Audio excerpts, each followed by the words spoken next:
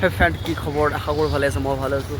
আজি মই আছোঁ আমাৰ অসমৰ ভিতৰত বুলি ক'ব লাগিব, অসমৰ ভিতৰত নাম্বাৰ 1 এটা ছেকেণ্ড হেণ্ড বাইক শ্ব'ৰুম, যিটো শ্ব'ৰুমত আপোনাৰ কি বাইক লাগে আপোনাৰ নিঞ্জাৰ পৰা আদি কৰি ছুপাৰ স্প্লেণ্ডাৰলৈকে আপোনাৰ A to Z গাড়ী পায়, বাইক পায় আপোনাৰ।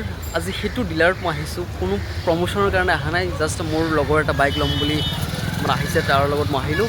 আৰু চাওক, আজি দেখাম আপোনালোকক কিমান বাইক হয় এটা, হাজাৰ লাখ বাইক।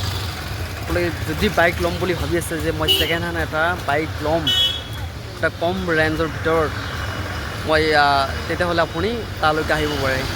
বলক আজি মই দেখুৱাম আপোনালোকক কোনটো ডিলাৰ হয় গুৱাহাটীৰ ভিতৰত আৰু ক'ত হয় আপোনালোক মই কৈছোঁ, আৰু চাই থাকক ভিডিঅ'টো শেষলৈকে।